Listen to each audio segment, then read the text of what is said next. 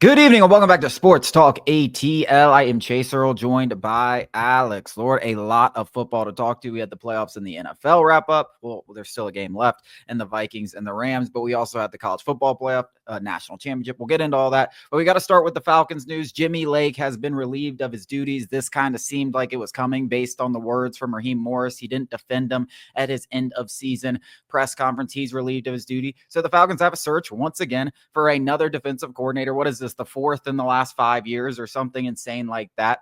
Jimmy Lake was a terrible hire from the jump. It was very obvious that he was in way over his head, and this is far from a surprise. The bigger question is who's next? Who do you think the Falcons should be looking at, have a chance at? You hear a lot of people saying Robert Saleh, Dennis Allen's a name to keep an eye on. Jeff Ulbrich is a free agent in that department. Who do you think the Falcons are going to turn to as their next defensive coordinator?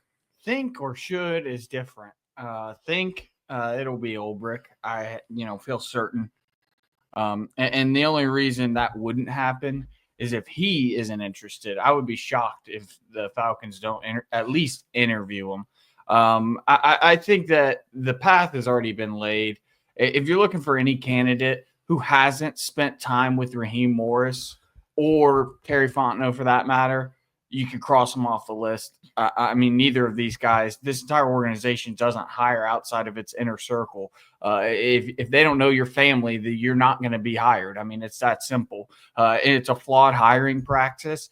It's cost Falcons in the past, and it's not going to change. So Ulbrich, obviously, everybody knows him from his time in Atlanta.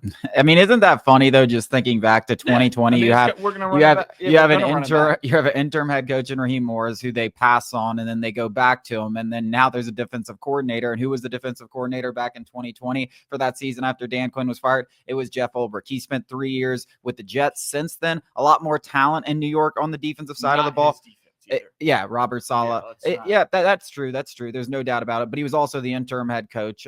Listen, and their defense experienced a precipitous drop off when Robert Saleh. They definitely underwhelmed for the talent once 100%. He took over. I don't think there's any doubt about that. It's not exactly the sexy hire that I think Falcons fans are hoping for. I'm thinking a lot of them are saying Robert Saleh, but you have to think about this. Why would any guy with the cachet that is Robert Saleh? I mean, he is the hottest defensive coordinator, and he's getting head coaching opportunities. He's going to meet with the Jaguars. I don't think he's going to get hired as a head coach, but he's basically going to land wherever he wants. He's closer to a head coaching position than the Atlanta Falcons defensive coordinator. I mean, listen. Let's be. I want him. I want him to be here. I want to hire the sexy guy. I want to hire the guy who's built top 10 defense after top 10 defense. It doesn't matter where he's at. He's doing it. I want that guy. But let's temper expectations, Falcons fans. Let's base our thoughts in reality. And the fact of the matter is every single guy, even with a defensive coordinator, is going to consider Robert Saleh because he is right now up there 1, 2, 3, or 4 of the top defensive minds in the game. I'm not even saying only guys with head or defensive coordinator openings. People who don't have openings will fire somebody for Robert Saleh.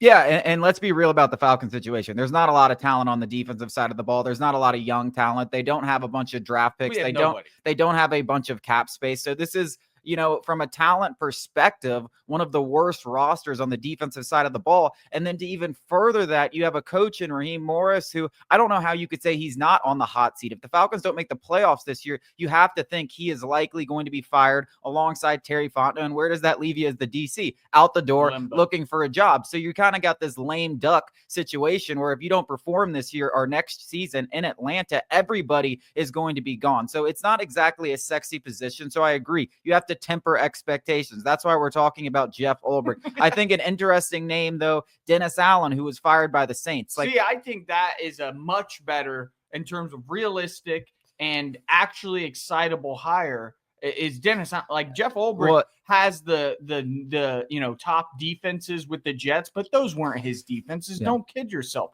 Whereas Dennis Allen, all of those Sean Payton years, even when Sean Payton left, the Saints still have good defenses. And it's because of Dennis Allen. Like, I think that is actually, I think people who are poo-pooing on Dennis Allen need to really look at themselves in the mirror, because we're not going to go get one of these top guys. Like, that's just not possible. Well, I think he is one of the, he's the best attainable prospect. Yeah. And there's connections littered. I mean, listen, he's an Atlanta, Georgia native. I mean, this guy's an Atlanta, Georgia native. Terry Fontenot was involved in the hiring process that brought him. He is a fantastic defensive mind. I don't think there's any arguing that. Now, there's definitely arguing whether he can be a head coach, but that's not really what we're arguing. We're saying who is going to coordinate this defense. I think Dennis Allen is a name. Steve Wilks is a name that's being brought up. He has a ton of experience in this league, and he was at a lot of the Falcons practices. It seems like maybe they were prepping him for a potential hiring, knowing that Jimmy Lake was a little in over his head, knowing that this was coming down the tracks at the end of the season. So he's a guy that's been connected. But I think Dennis Allen, Jeff Ulbrich, Steve Wilks, like I'm sure there'll be some names that we're not even going to cover on this show that will get interviews and could potentially take the job. But that seems right now, those three guys seem like the most likely candidates in my mind. Yeah, about this whole process and just what we're about to go into again for the next offseason. Let's just end Terry Fontenot's tenure. And this isn't a slight to Terry Fontenot at all. This is more of a slight to the Falcons organization. And obviously the buck stops with Arthur Blank.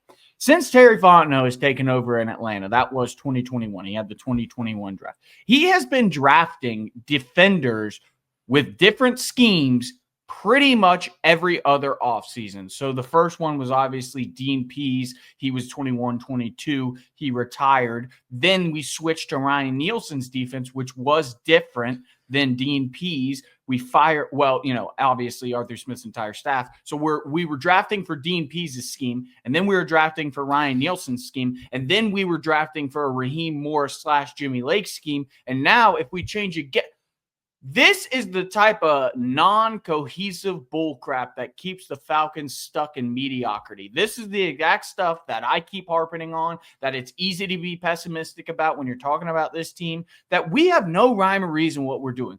We've got 5 different guys pulling on 5 different ropes. And this is the type of stuff where, like, you think with a head coach, you would get rid of this, where Raheem Morris is obviously not going to be able to, an offensive guy, but you would think the defense would be his, with his scheme, with his guys, and it's just tweaked every time a coordinator comes and goes. But now people are rumored, like, some of these guys are just they have completely different schemes than Raheem Morris. So Terry Fontenot is once again going to be tasked with drafting guys that, 2 years ago, D'Angelo Malone was a great fit for Dean Pease, and he has no place in Ryan Nielsen's scheme. And it's just back and forth where we're just, a cat or a dog chasing our tail.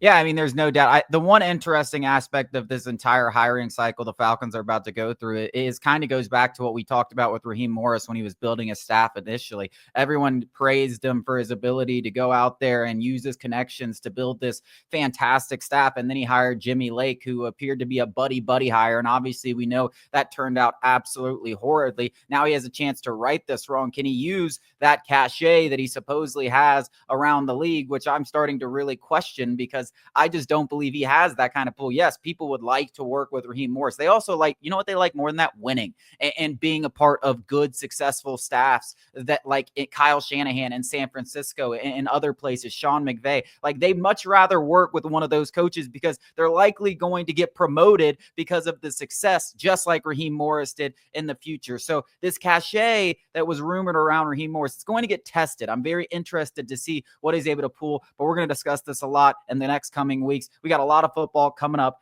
after the break.